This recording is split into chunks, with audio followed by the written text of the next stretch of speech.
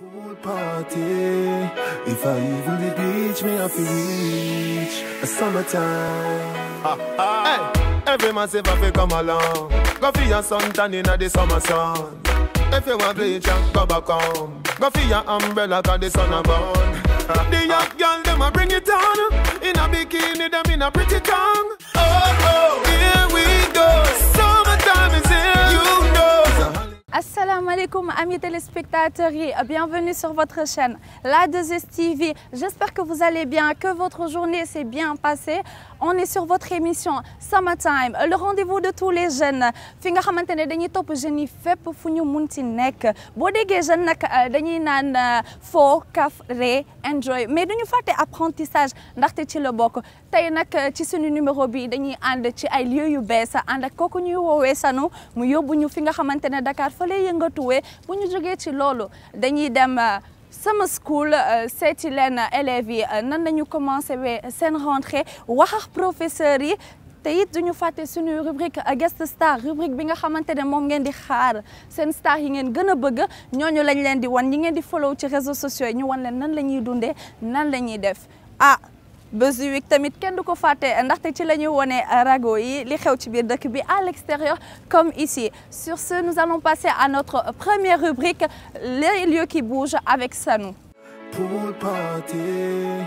If I even the beach, me have to reach a summertime. Hey, every man say if come along.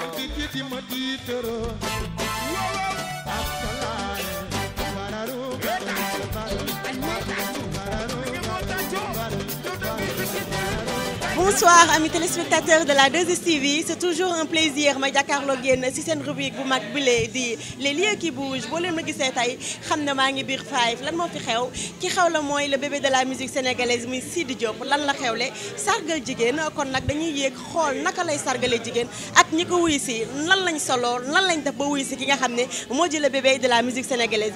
Lu xas topp ma xool.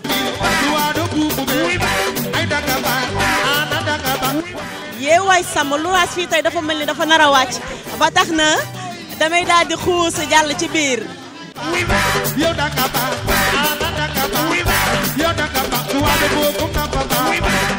Boy Sidi dafa jënd fekk bu bees loolu Boy Sidi dafa Every man say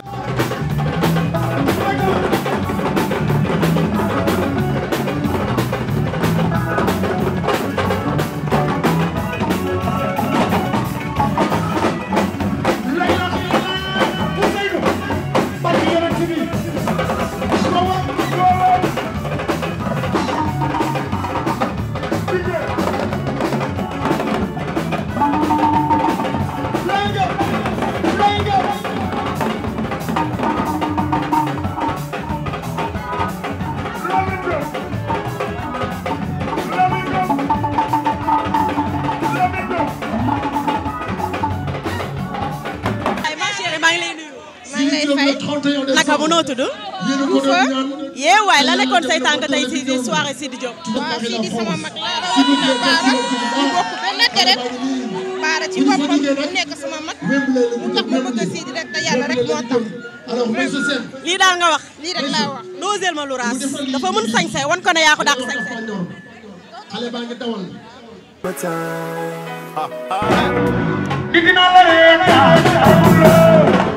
bañ lu mu weex weex nit dina la reetaan bañ lu mu weex weex nit dina la reetaan kumaani baalu la nit dina la reetaan bañ lu mu weex Aïcha ay man na tele la dama dem de dafa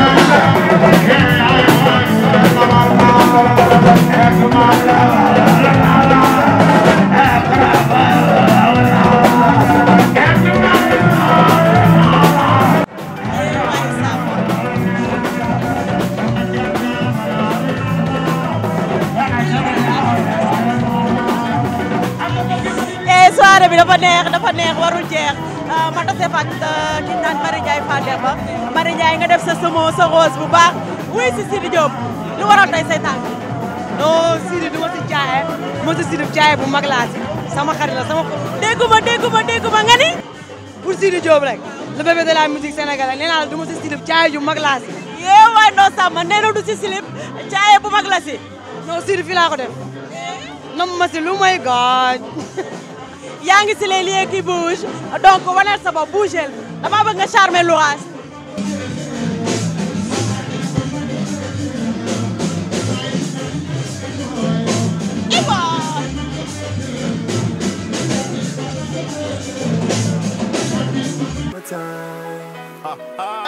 Every man say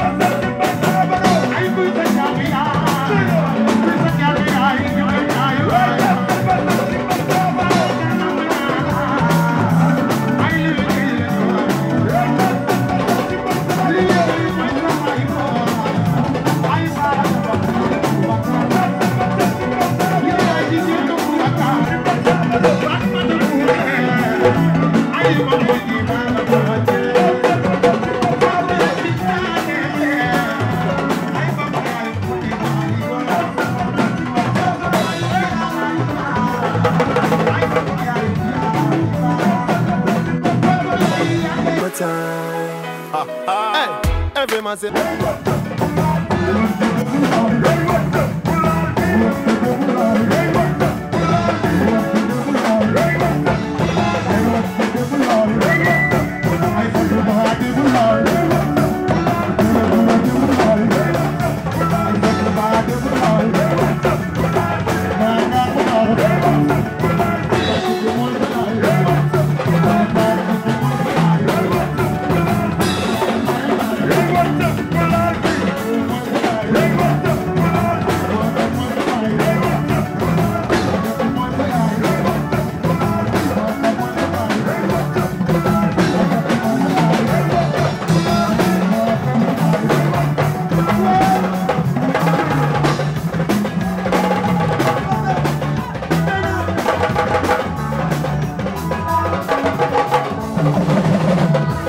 Louras dama doon doxantu ci biir soirée bi tase ki nga xam ne moo di manager Sidi Diop nan la soirée bi demee ak sargal jigéen bi lan moo tax ngeen décidé jël soirée bi tey tuddee ko sargal jigéen. waaye jigéen ñi de ñoo ñuy bal pratiquement idée bi ñëw ci nii par hasard ñu décidé tuddee ko tey xale yu jigéen ñi quoi parce que xale yu jigéen ñi ñoo ñu andi fii ñu egg si quoi. dëgg ne ko xale yu jigéen ñi ñoo ñuy dooleel ba tax na ndax manager benn artiste benn futur star yomb na. yomb na yombul yomb na su fekkee ne que kii sa rakk la yaa ko yar ñun dañoo ñëw ci groupe bi grâce à Iba Sey xam nga ñëw jàpp ci andi ci sunu contribution quoi. dëgg la yomb na yombul seen rakk la coach sa rakk dafay yomb ndax nag koo yar moom boo ne ko jaaral fii dafay jaar fee Louras xuus jàll ci biir xool ambiance bi.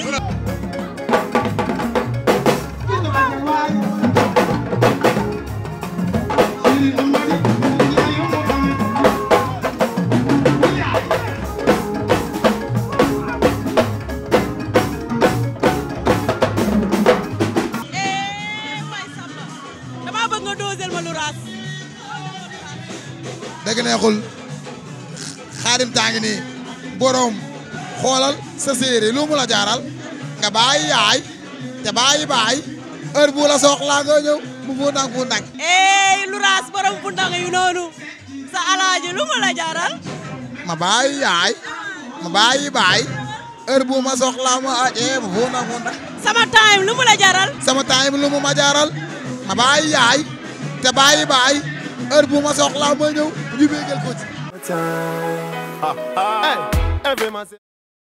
Arma ñoo ngi lay nuyu. waaw maa ngi leen di fay yaay booy. waaw nga doon artiste danseur kenn dootu la présenté ci même réew ñu gis la nga ñëw ci soirée Sidi Diop lan moo nekkoon say tànk. waaw Sidi dafa nekk suñu frère nekk jeune talent nekk artiste boo xam dafa ne ci yoon te bu dul dara seq nañ demalante bu nekk koo xam ne wax dëgg yàlla bu yarul la bu baax la bu jox ñëpp cër kon bu xewloo defuñu dara yoon la ñu ñëw teewee ko. waaw li ngeen def dafa rafet torop waaye dama bëgg nag nga waxal ma si émission bi nga xam ne moo bees tàkk nara lëmbe réew mi muy Sama Time New Look. waaw Sama Time moom daa mos a neex léegi buñ ko réussir naa mise à jour dañ ko mise à jour kon day gën a yaaññ rek. loolu neex na. maa ngi leen di fay. waa sa bële nu mu baaxee nii. waa ñëw rek jàppale sama rakk ji. rafet na lu doonoon say tànk tey. xam nga damaa demoon Ndakaaru. ça fait un mois ngi nii lekkuma Ndakaaru. moo tax damaa ñëw rek tey génn ci diaspora bi wax nañ jàkkaarloo ak ñoom day daal sama xol dafa sedd. waa dégg loolu gis nañ loolu sa xol dafa sedd nga ñëw def sa bële bu baax jàppale sa rakk waaye nag yaa ngi sa émission Sama Time ma bëgg nga bàq ñu lu baax. waaw xam nga Sama Time sama yëf la Sama Time ci ñu ko njëkk a def man ci laa bokk maa ko ubbi man ak Pago kon Sama Time sama yëf la. Sama Time yëfam la waaye nag biir Sama Time dafa am rubrique bu bees tàkk muy les lieux qui bougent mooy bërëb les lieux qui bougent mooy bërëb yi nga xam ne day def nii moo tax tey ñu ñëw biir faay fekk Sidi Diop la wax ci les lieux qui bougent. waaw xanaa lépp di bouger rek waaw kon ñu bouger rek ah mais damaa xam ne bi lépp a ngi bouger.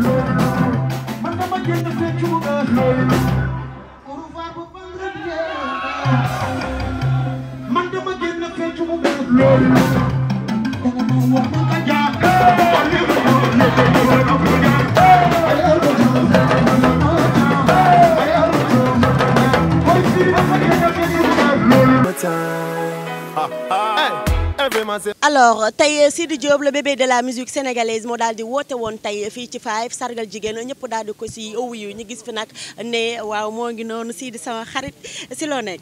maa ngi nii di la bëggee. maa ngi lay nuyu di la ziar. maa ngi lay delloo ziar man tamit. waaw le bébé de la musique sénégalaise loolu kenn dootu ko naatable tey nga woote sargal jigéen ñëpp wuyu si lan la def si yow. waaw tout d'abord damay nuyu waa Sénégal nuyu waa àdduna di leen nuyu aussi yéen tamit maa ngi leen di bëggee tey nag defuma lu dul kontaan ndaxte dama toog ak sama mag gi Baye Sall mu ne ma Sidi nañ def soirée sargal jigéen ñi ndax jigéen ñoom waruñu am benn bis rek ñu leen ci sargal muy 8 mars jigéen chaque jour dañ leen war a sargal. te gis nañ ne jigéen ñi sax dañ laa bëgg taamu la lool. waaw looloo tax nag ma def loolu pour sargal leen vraiment ma ñëw fekk salle bi fees dell barki Serigne Saliou ñu bari woo ma ne ma mujj ñu sax dugg ndax dañoo ñëw yem ci ginnaaw ñibbiwaat may bëggee ñëpp ñi duggul maa ngi leen di masaw coono di leen wax ni gis naa fi ñu toll ci man. tey sama mag yi ñoom Amady Badiane ñoom Lamine Naar xam nga Sidi Samb Soriba Bambali tey Amady Badiane Kiné tey artistes yi yëpp ñëw wuy si ma xam nga loolu ñooñu noonu namuñu fenn mais amaana dañ maa bëgg rek bëgg ma encouragé bëgg ma pousse moo tax mu demee nii. am lu xew lu bees tàkk mu Sama Time New Look am benn rubrique bu spéciale boo xam ne mooy les lieux qui bougent boo ko déggee mooy lieux yi nga xam ne mooy yëngu pëm fa laay dem di loxoti la fay xew di ko wan ndeysaan damaa bëgg nga bàkkal ma Sama Time ak les lieux qui bougent fii daal di wàcc Sama Time sama mbëggeel ci ñoom daaraw bu Cheikhouna ak Fumbulu jaratul may wir nekk ak yéen dina ma neexoo ba tey soxlaatuma duubul fii ndaxte xam naa ware fu sëy budul woon nag Sama Time Sénégal dina des neex waay Samba moom la woon Sidi Diop nekk le bébé de la musique sénégalaise tey nag moo wote woon sargal jigéen fii ci Five mu daal di fees dell woote gaay yi wuy si la dafa neex ba tax na fii laay daal di tëjee li nga xam ne mooy les lieux qui bougent ak Sidi Diop le bébé de la musique sénégalaise je vous donne rendez-vous à très bientôt Sama Time Sen Time Sama School les lieux qui bougent rek lool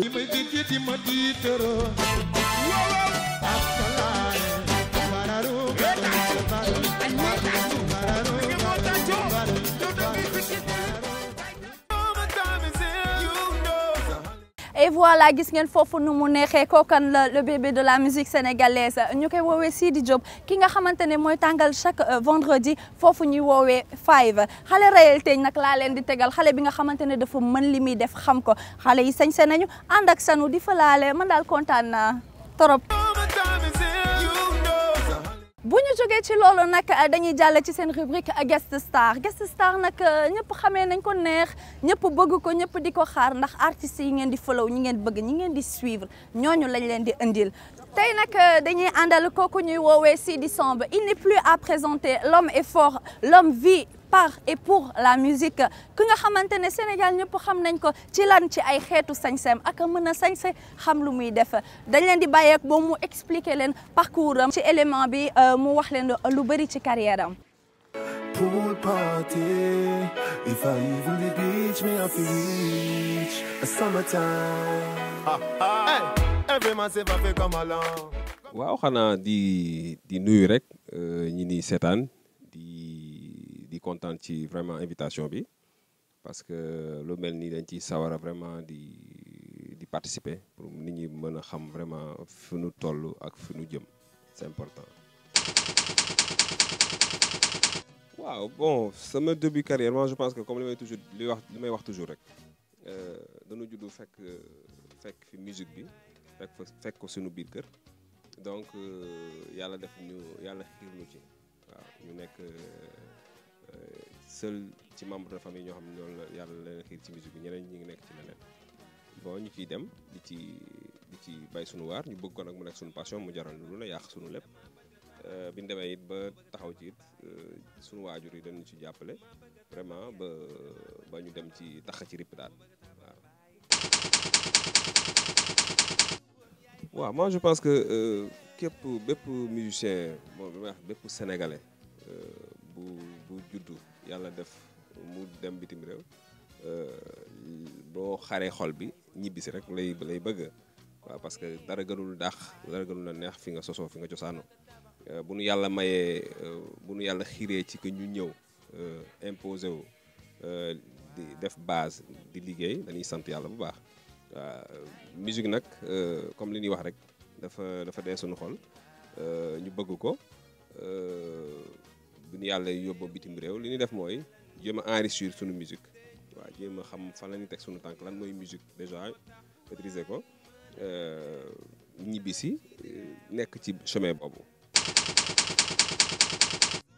waaw ñi ngi ci boo ko calculer ñi ngi ci 9 albums donc 5 yi nekk na album international le restant nekk album national à part bon live yi génn.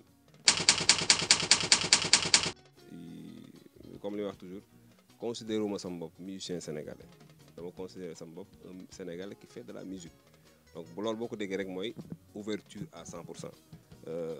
Samay production peut-être mbalax bi laay def fii mais en dehors on fait d'autres choses waaw donc dañuy jël musique bi on le mélange avec tout les sonorités mandingues ça dépend des projets donc ci la ñuy liggéey.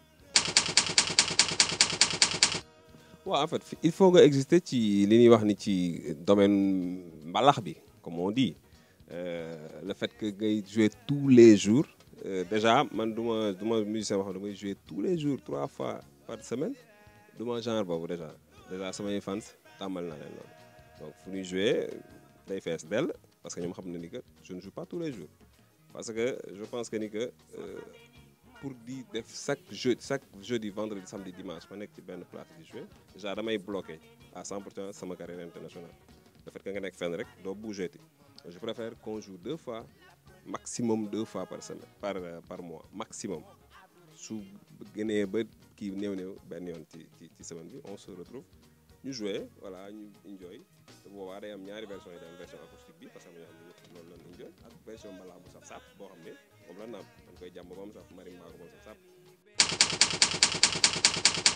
ama gouvernement bu doon may problème danoo demoon toog def assise non toog waxtaan ci xool fan lañ jëm même chose la musiciens yi war a def ñu toog jéem a xool suñu mbalax bi nan lañ mën a def ba jële ko fii je pense que c'est facile hein c'est facile c'est tout simplement ñu toog jéem a xool bi di jéem a xool d'accord ci benn cadre génn et voilà je pense que loolu c'est pas compliqué nigériens yi def nañ ko ñeneen def nañ ko pourquoi pas ñun du ko def boo ko xoolee ba ci biir ñoom ci ñun la ñuy roote di def si seen mbalax musique nigérien boo dégg boo ko dégloo ba ci biir fond bi da nga ci dégg ay sonorités yoo xam ni ñun suñu yëf la. waaw non en fait li may def mooy encourager leen ah parce que aussi c'est pas difficile c'est pas facile mais il faut que ñu xam ni que y a une chose mooy que nga xew autre chose mooy nga def carrière c'est très important ñu sóoraale loolu bu ñu topp xew bi rek ba fàtte carrière bi loolu c'est très important parce que musique boo xasee ba dugg rek c'est toute ta vie donc boo nekkee ni woo maa xew rek kër fàtte loolu après problème la parce que ku xew-xewi léegi boo xewee da nga war a commencer nag imposer sa carrière en solitaire donc mooy nga topp carrière bi léegi nag loolu léeg-léeg day indi ay erreur parce que da ngay fàtte loolu dem ba ci biir naan non ñii naan dañ koo yàq ñii naan dañ koo liggéey ñii naan dañ ko li or que c'est pas ça waaw du loolu fokk ñu bàyyi xel ci loolu waaw carrière dafa gudd sa giiru dund gépp la waaw te li ci am importance booy dañoo am talent man déjà damay faire le tour waaw damay def chaque année damay def Dakar vis-à-vis gis ngeen ko j'amène des producteurs espagnols yoo xam ne ñëw c'est presque 40 personnes on sélectionne presque 150 groupes ay jeunes talents ñaar ñoo ciy génn daaw y avait Numukunda y avait Aïda Samb beneen bi y avait Da Prince y avait pas mal de groupes donc booy nag maa leen encouragé bu baax vraiment gis naa ci booy xam am nañ talent mais fokk ñu gën leen a encadré nag waaw bu ñu topp camba loolu c'est bien mën nga ko def am sa public bégal leen mais sóoraaleel aussi boo xewee da nga fa war a nekk.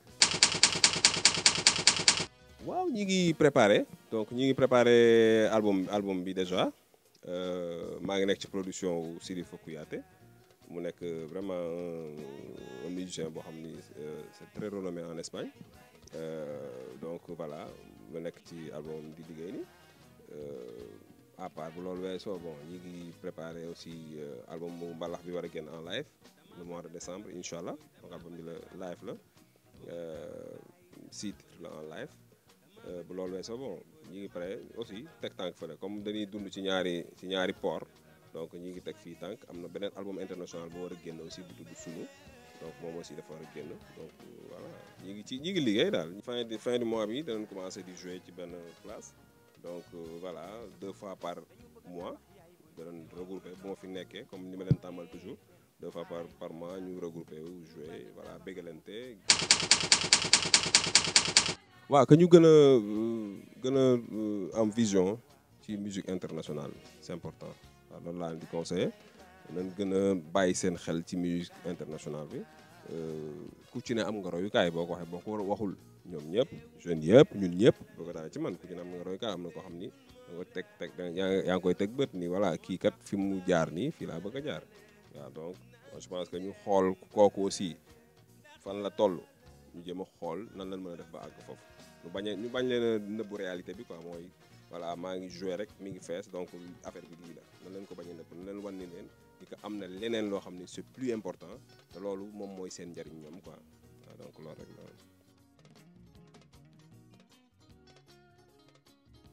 waaw xanaa di kontaan rek ah xam nga fii moom c'est la maison ah ñu ngi bëgg ci ñëpp di nuyu kilifa gi ci kaw vraiment ba ci suuf ñu ngi nuyu ñëpp di leen wax ni que voilà ñu nit ñi ngi ci ay projet yoo xam ni ñii incha allah bu soobee yàlla dana ñëw seet si télé bi waaw ñu ànd ceeg ñun waaw parce que ñi ngi préparé benn événement bu rëy boo xam ni dama koy jagleel maire bi avant première laay def waaw parce que je pense que li may wax toujours maire yi dañoo am talent te ñoom ñoo yor musique bi ñun bu ñu tagee nii ba kii dañuy tourné waat gëstu ci ñoom cof ci mu mën a avancer donc ñooñu waruñu bàyyi ba nu bàyyi way ba nu toog découragé ñu leen doog a defal dara waaw donc je pense que c'est le moment ñu jël leen kenn ku ci ne jox la sa gëdd waaw jox la sa gëdd parce que ñoom ñooy bibliothèque bi donc ñu ngi préparé benn événement bu rëy bu soobee yàlla di ko jagleel maire yi buñ ci àggee ak jàmm ba jàpp date dana ñëw waxtaan ak waa télé bi bu soobee yàlla jéem a xool lan lañ ci mën a liggéeyee voilà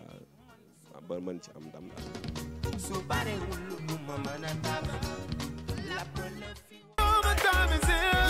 voilà toujours dans Summertime gis ngeen Sidi Samb mu wax ci carrière am lu bëri wax depuis début wam ba léegi nan la koy dundee tey def lu important ndax dafa jox ay conseils yu jar a déglu pour jeune génération bi te defe naa ni jeune génération bi bu ngeen toppee ci ay tànkam di ngeen egg fu sore sore.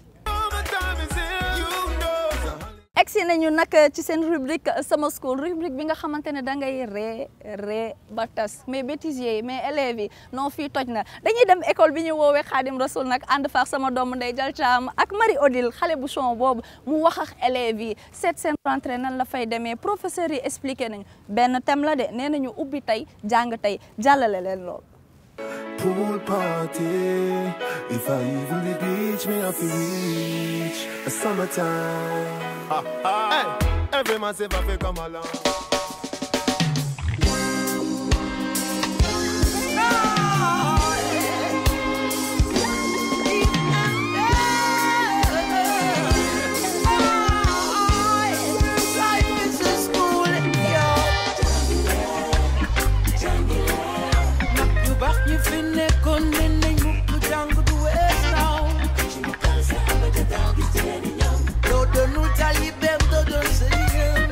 Alors vous avez débuté les cours? Oui, on a commencé d'écrire des leçons, on fait des exercices et tout. Okay. J'espère que c'est pas trop difficile. Non, c'est pas difficile. Tu tiens le coup quoi? Oui, bien sûr. Et du courage Khady Saliou. Merci beaucoup, merci vraiment. Allez cher, on y va. Je Jambar nakam. Ça va, tout se passe bien? Ismaël Dougouré. Ismaël, alors est-ce que tu peux nous parler un peu du concept ubbi tey jàng tey? Non, ubbi tey jàng tey moom franchement mënul nekk parce que élèves yi ñoom bu ñu inscrire par exemple le jeudi nañ toog bàyyi le lundi wala mardi kon affaire yooyu noonu pour jàng si quoi mais ubbi tey jàng tey moom franchement moom xawma si dara. Mais je pense que côté bi nga waxee mooy côté élèves yi mais côté professeurs yi ñu ngi koy appliquer. Ah professeurs yi dinañu ñëw dina am ñoo xam ne duñu ñëw. tey ñu ngi nii saa bi nii amuñu cours sànq sax amoon nañ cours français mais prof yi ñëwul xam naa semaine prochaine rek gars yi commencé démarrer cours yi. D'accord. Alors tu penses réellement que le concept ne peut pas se tenir ici quoi? Ah ouais, franchement. Ouais. Qu'est-ce que tu peux nous dire du concept ubbi tey jàng tey? Ubbi tey jàng tey, bon, c'est une bonne chose. C'est une bonne chose pour qu'on puisse terminer les programmes à l'heure, surtout les élèves qui doivent préparer l'examen. D'accord, mais est-ce que tu peux me dire celui qui a composé l'hymne national du Sénégal? Celui qui a composé l'hymne national du Sénégal, Herbin Pépère. Herbin Pépère? Oui. Moi, je pensais que c'était Léopold Sédar Senghor. C'est Léopold Sédar Senghor qui l'a écrit. Et composé quoi? Herbin Pépère. Herbin Pépère, super. Merci beaucoup. Comme je vous le disais, c'est une école, Summer School. On dit Summer School, on va découvrir la vie des élèves au sein de leurs établissements, les élèves dans leur coin. Merci cher, suis-moi. Bonjour les élèves.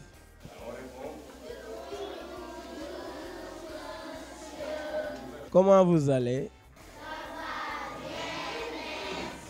Elle est très belle fille même. Oui, ça depuis le début.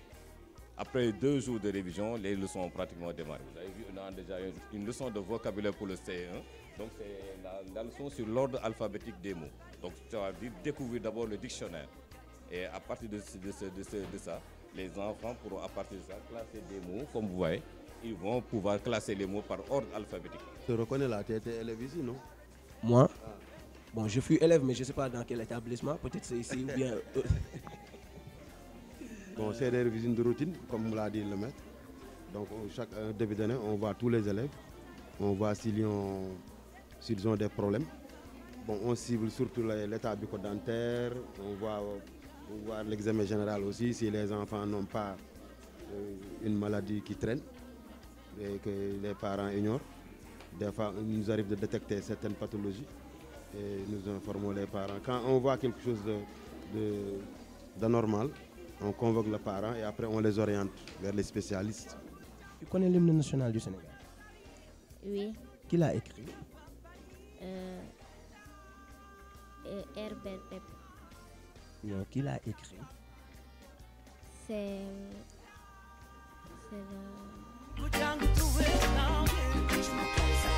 Et qui l'a composé? Herbert Pep. Mais tu connais pas celui qui l'a écrit? Merci. Qui l'a écrit? Léopold Sédar Senghor. Et qui l'a composé? C'est Léopold. C'est Léopold aussi. Tu connais l'hymne national du Sénégal? Qui l'a écrit? Tu sais pas? Et toi, qui a écrit l'hymne national du Sénégal? Ah, je sais. Qui a composé l'hymne national du Sénégal? Macky Sall. Macky Sall. Le concept Ubitey Jàng Tay, nous l'avons adopté depuis très longtemps. Et à l'école Khadim Rassoul, le concept Ubitey Jàng Tay, ça, on s'est approprié de ce concept depuis très longtemps. Les élèves, il faut qu'ils continuent à bien travailler. Moi, mes élèves travaillent très bien. Est-ce que tu peux nous dire la différence entre une école et un établissement, ou bien une école et un établissement?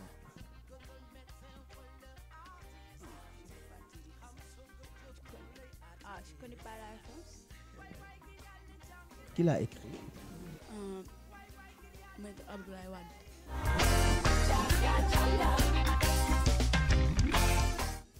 Abdoulaye Wade.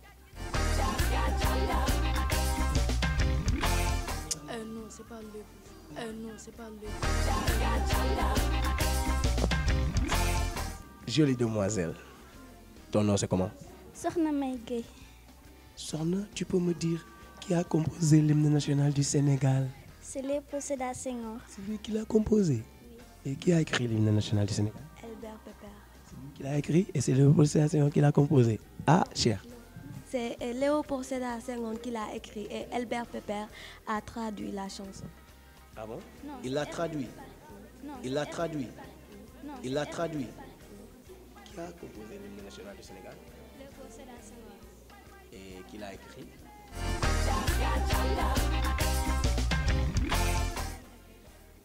Ah, c'est lui, c'est pas Abdou Diouf.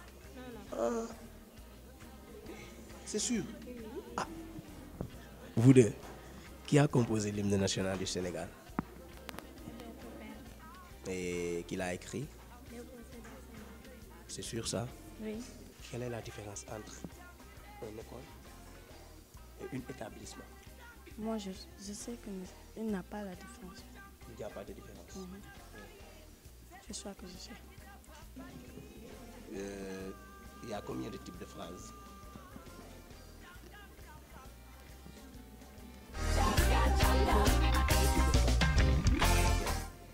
Phrases complexes et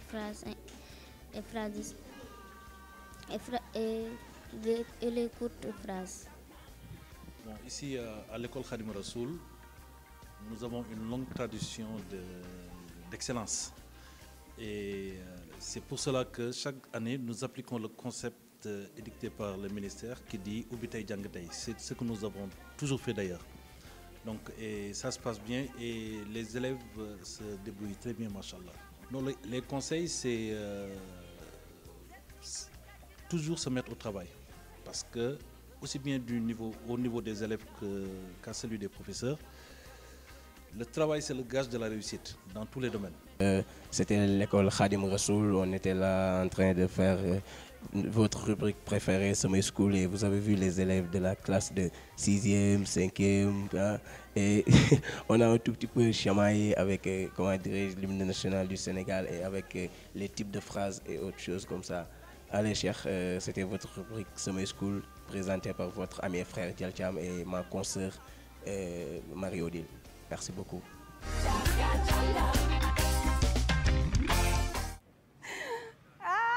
non rey ngeen ma bëgguma sax wax ndax man damaa amee gàcce bu rëy bu nga xamante ne non mais waa Khadim Rasoul non mais arrêté xanaa nekkatoo leen booy kii hymne national non déedéet duma ko nangu waay mais bu ñu jógee ci loolu dañuy wax ci Ubbi Tay Jàng Tay bi gis nañ ne seen école bi da ngeen ko appliqué te école yëpp war nañ ko mën a def ñëpp kontaan nañ ci on vous souhaite une super bonne année ni ngeen ko waxee nag nee ngeen da ngeen jàng indi leen note yu baax ñu am ci lu ñu leer. C'est dommage, mais nous arrivons à la fin de notre émission. On vous donne rendez-vous tous les samedis. Ça se passe ici sur la 2STV à 21h30.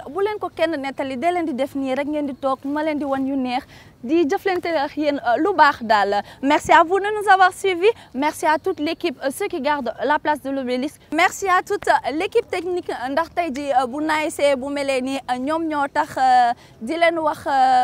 À la semaine prochaine. Gros bisous.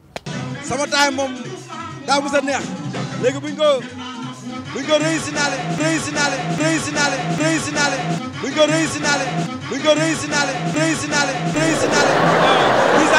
mise à jour kon day gën a yaañ rek.